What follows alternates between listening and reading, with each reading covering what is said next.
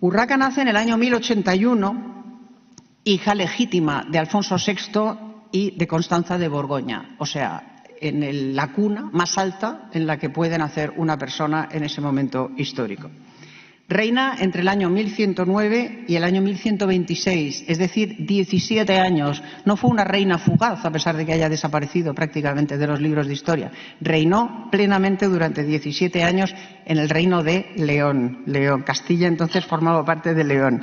Ni Castilla y León, ni León y Castilla ni Gaita. Era, y así se denominaba, Reino de León, que incluía Castilla, Galicia, Asturias, en fin, era de lejos el reino mayor, más importante, el territorio más amplio y más importante políticamente de la cristiandad hispana.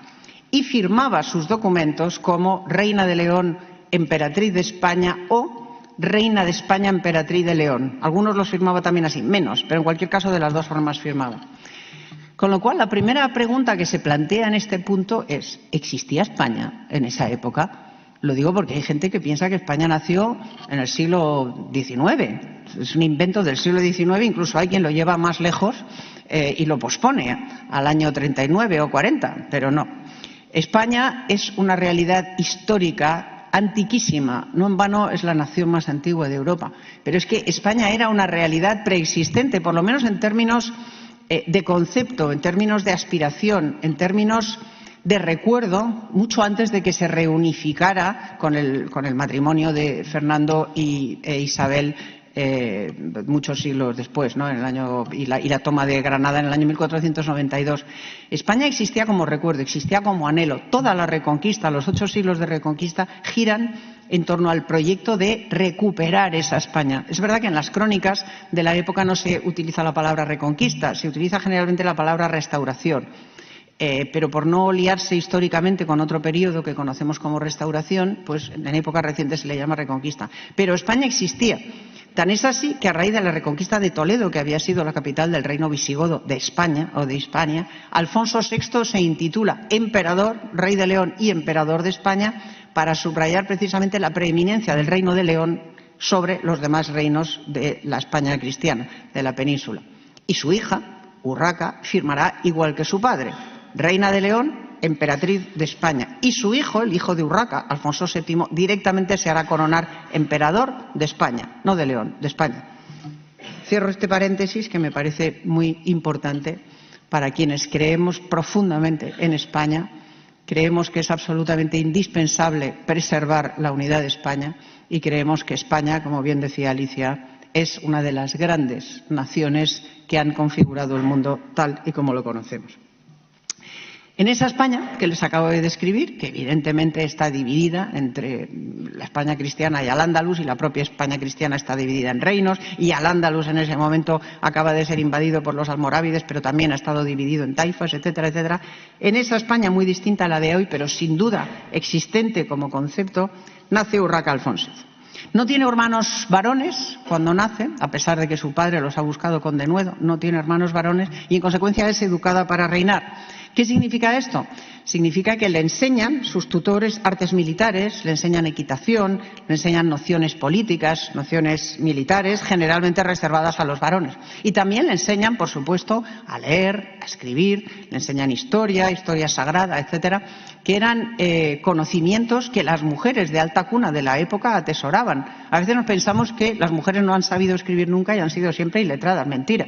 En la Edad Media había muchas más mujeres letradas que hombres fuera de la Iglesia. En la Iglesia, evidentemente, los clérigos y también las monjas en general sabían leer y tenían rudimentos de escritura, pero fuera de la Iglesia había muchas más mujeres capaces de leer y de escribir y con ciertos conocimientos, por la sencilla razón de que para los hombres no se consideraban conocimientos útiles, porque lo único que tenían que saber era luchar, y sin embargo para las mujeres sí. Urraca atesora ambos conocimientos, es educada en ambos conocimientos y se le nombra tutor al poderoso conde Pedro Ansúrez, a quien el rey encomienda su custodia cuando ella es una niña.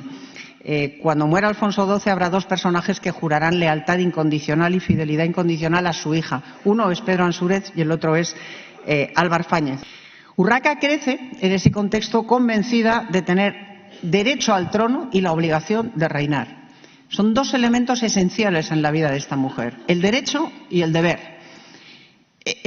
Dos elementos que marcan su vida, que son esenciales a lo largo de toda su vida y que le brindan una oportunidad única. Ella es la primera reina y al mismo tiempo la condenan a un destino terrible. Urraca, por lo que sabemos, por lo que nos cuentan las crónicas, está profundamente orgullosa de su sangre y de su linaje leonés y franco. Desciende del rey, del mayor rey, Alfonso VI, y de una gran familia francesa, la mayor familia francesa. Hoy en día esto del linaje, de la sangre, suena a chino. ¿A quién le importa el linaje? Ya ni siquiera nos importa perpetuarnos, tener hijos o tener nietos. Esas son cosas que pertenecen al absoluto pasado, a un pasado que suena, ya digo, a absolutamente extemporáneo. En el siglo XII, en la Edad Media, el linaje era fundamental. La conservación del linaje, no solo por parte de las grandes familias, de las familias nobles, por parte de cualquiera. El perpetuarse en el tiempo, el tener descendencia, era algo considerado esencial. Y evidentemente en la familia real, en la monarquía, lo era más todavía. De ahí el empeño de Alfonso VI en generar una descendencia masculina. En cualquier caso, como digo, este linaje era el de mayor alcurnia que se pudiera tener, y Urraca estaba muy unida y estaba muy orgullosa de su madre, Constanza de Borgoña, de la Casa de Borgoña, la fundamental casa noble de Francia. Sin embargo, no fue su madre la que educó a Urraca en el modelo femenino, no fue su madre, fueron sus tías. Fueron sus tías Urraca y Elvira, principalmente, con las que ella tuvo mucha relación y con las que compartió mucho tiempo. Urraca y Elvira eran las titulares del infantazgo, una poderosísima institución creada en el siglo X, pero engrandecida por el rey Fernando I para premiar a sus hijas, para dejar, digamos, bien amparadas y bien protegidas a sus hijas y al mismo tiempo para asegurarse de que sus hijas preservaran su legado y se ocuparan de su memoria una vez que él estuviera en el otro mundo, de su panteón de reyes, de dar las misas correspondientes, etcétera. La institución del infantazgo es apasionante, no tengo aquí tiempo para detenerme, pero es una relación intrínsecamente ligada a la de la monarquía hispánica en la Alta Edad Media y absolutamente fascinante. Urraca de Zamora, tía de Urraca, esta Urraca, es la que aparece en el Romancero, de esto sabe mucho Chani, diciendo, un romance escrito en el siglo XI, diciéndole a su padre algo así como: a mi hermano le habéis dado Castilla, a mi otro hermano León, a mi otro hermano Galicia. ¿Ves? Ya, claro, pero es que entonces existía Castilla, luego ya no porque se unificó, entonces sí existía y luego no porque se unificó, y no me desvíes, que me voy. Pero bueno, aparece esta Urraca de Zamora, la tía, la poderosísima tía, en un romance, esto para que se hagan una idea de cómo eran esas mujeres, diciendo: a mi hermano le dais Castilla, al otro le dais León, al otro le dais Galicia, y a mí, como soy mujer, me dejáis desheredada. Pues me he de ir por los caminos con mi cuerpo gentil, y a los cristianos se los daré por gusto, y a los moros se los daré por dinero, y a los cristianos de gracia. Y claro, su padre, aterrado ante la posibilidad de que su hija se descarriara efectivamente y se fuera a prostituir por los caminos, le dejó Zamora. Además de la institución del infantazgo, que le permitía a ella y a su hermana Elvira controlar rentas y territorios mayores que los de cualquier conde del reino. Esto para que vean hasta qué punto las mujeres altomedievales españolas, o muchas mujeres altomedievales españolas, desempeñaron un papel fundamental, crucial en la historia, que ahora, por cierto, al feminismo oficial le importa un pito, porque no pone absolutamente ningún empeño en reivindicarlo. Y, sin embargo, la historia demuestra hasta qué punto fue importante. Bueno, pues de estas mujeres aprende Urraca el papel femenino, la condición femenina, la condición de mujer. Estas mujeres han administrado y administran dominios gigantescos y además descienden de una poderosísima estirpe de mujeres fuertes, de mujeres astures, descienden del matriarcado astur. La historia de esas matriarcas astures, de esa herencia, la historia de la Reconquista, la razón por la cual esos 8 siglos de guerra engendraron muchas generaciones de mujeres obligadas a defender la frontera, a defender sus dominios, a educar a sus hijos, a tomar muchas veces ellas mismas las armas para defender su casa, su tierra. Estas mujeres no eran damiselas desvalidas, no se corresponden para nada con el prototipo de la dama arrojando la trenza desde la torre para que venga a rescatarlas el caballero. Son la antítesis, lo contrario, son mujeres fuertes, son mujeres poderosas. De estas mujeres desciende Urraca. Su abuela Sancha es la que ha transmitido legitimidad a su marido, el conde de Castilla, para convertirse en rey de León. conde de Castilla, para subir al trono de León. ¿Por qué? Porque se casa con la reina de León, que es ella, Sancha. Etcétera, etcétera. Luego otras mujeres optarán por la influencia en lugar del poder. Por ejemplo, la propia Sancha, que delegó en su marido, o por ejemplo Berenguela, una reina de la que hablaré en mi próxima novela, reina de Castilla, reina titular de Castilla, ella sí de Castilla, que prefirió delegar en su hijo Fernando y cambió poder por influencia. Pero Urraca no, Urraca era la reina legítima de León y no renunció a ejercer el poder, no la influencia, el poder. Esa era su escuela y esas habían sido sus maestras. En términos históricos, en todo caso, esta tradición antiquísima del matriarcado es la que permite que en León y después en Castilla las mujeres puedan reinar, y después en España, aunque luego se suprimió. Mientras que en Aragón, por ejemplo, no podían, y en la mayor parte de Europa no podían. El hecho de ser mujer te excluía directamente de ejercer la potestad real. Podías transmitir derechos o podías ser madre o esposa de reyes y transmitir linaje, pero no podías empuñar tú las reinas. En España sí, vamos, en León sí, y en Castilla también.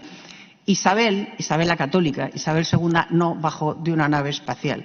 Isabel no se entiende si no nos remontamos a esta tradición. Y cuando Leonor suba al trono, esperemos que dentro de muchos años, pero esperemos que suba, las dos cosas digo, recorrerá un camino que en España recorrieron antes que ella algunas mujeres, no muchas, pero sí algunas mujeres singulares. La primera, nuestra Urraca. Con apenas 12 años la casan con Raimundo de Borgoña, que es un importante conde franco que ha contribuido con sus tropas a las guerras de su padre, de Alfonso, contra los almorávides. Es un hombre mucho mayor que ella y enfermizo, y es un matrimonio de Estado, como lo eran todos en esa época, ni feliz ni desgraciado, al que ella se resigna. Con Raimundo de Borgoña tiene dos hijos legítimos, Sancha y Alfonso, que desempeñarán ambos papeles importantísimos en la historia.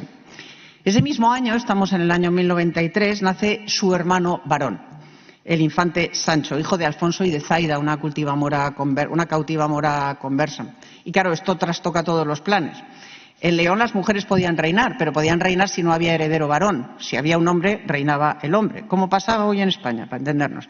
Si había varón, reinaba el varón. Al nacer este infante, ella es inmediatamente apartada del derecho al trono y es relegada al condado de Galicia, que administra plácidamente junto con su esposo enfermizo durante unos años. Lo cierto es que una vez viuda, ella por fin, por vez primera, conoce el amor en brazos de su primer amante, el conde Gómez González, alférez de su padre, un noble muy importante del reino, con quien ella habría deseado vivamente casarse y, sin embargo, no pudo. Y ahora les contaré por qué. Muy pocos meses después, en el año 1108, el destino da otro nuevo giro y el infante Sancho muere en la batalla de Uclés, de una forma terrible que está contada en la novela. Junto a él mueren 7 condes de Castilla intentando salvar al niño de la ofensiva almorávide, no lo consiguen y ante las puertas de un castillo cerrado por un traidor caen el infante, caen todos estos nobles y Urraca vuelve a convertirse en heredera al trono y en reina sucesora. ¿Heredera de qué?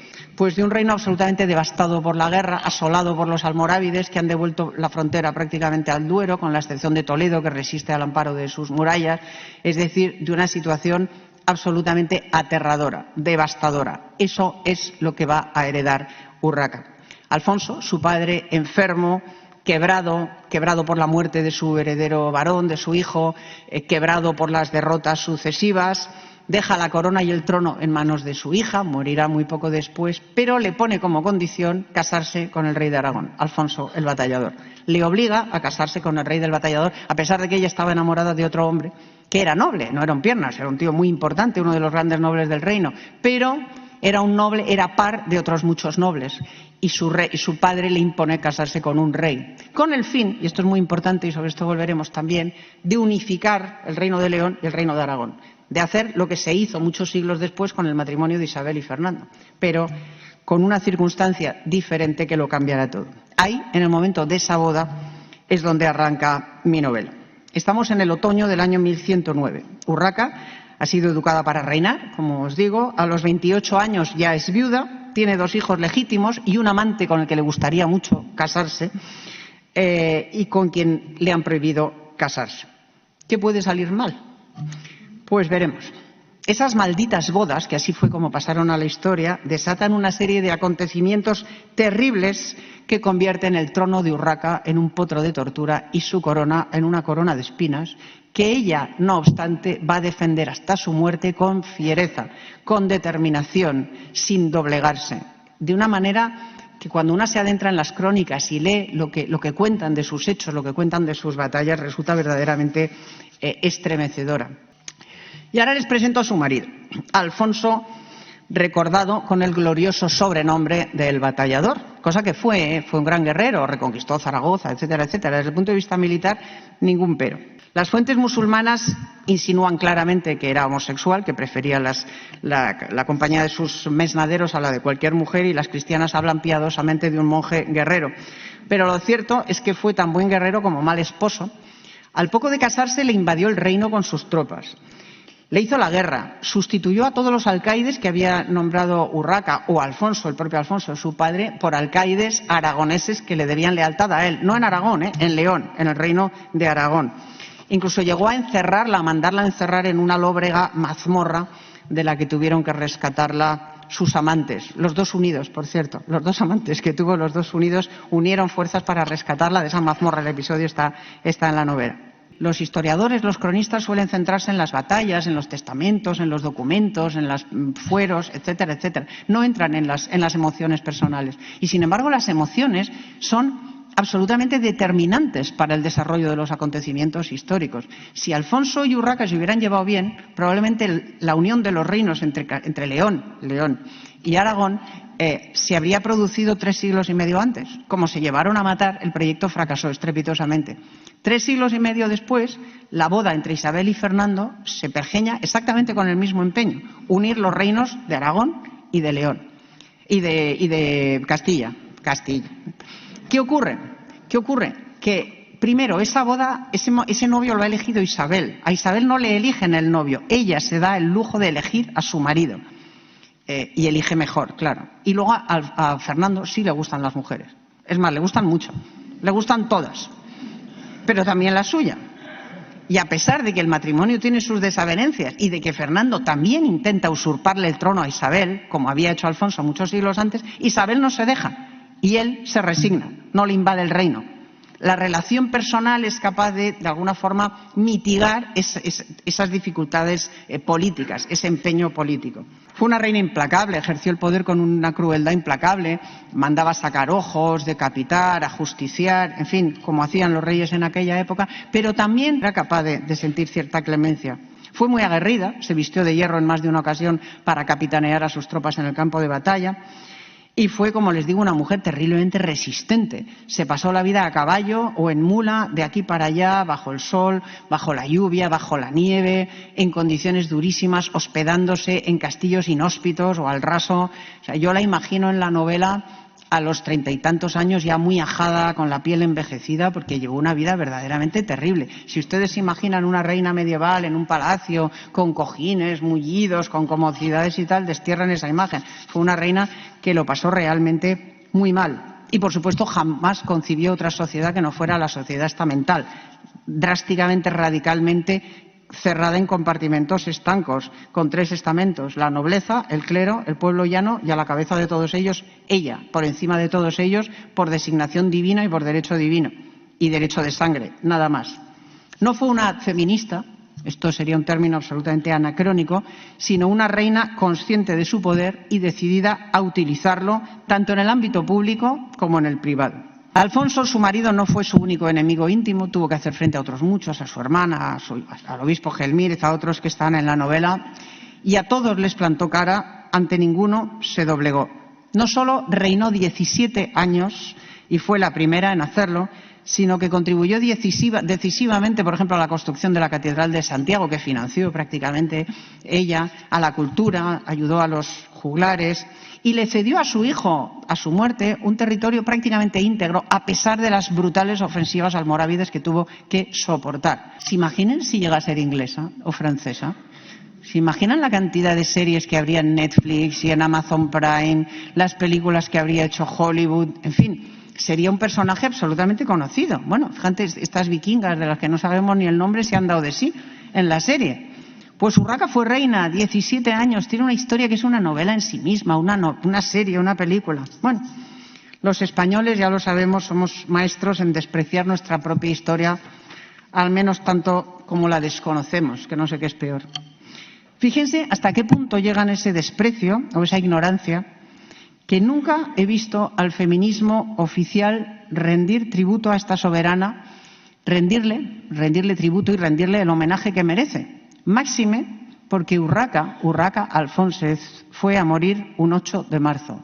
8 de marzo del año 1126 en el castillo de Saldaña a los 46 años. Muchas gracias por ver el vídeo. No te olvides de suscribirte, darle me gusta y activar la campanita. Nos vemos en el siguiente.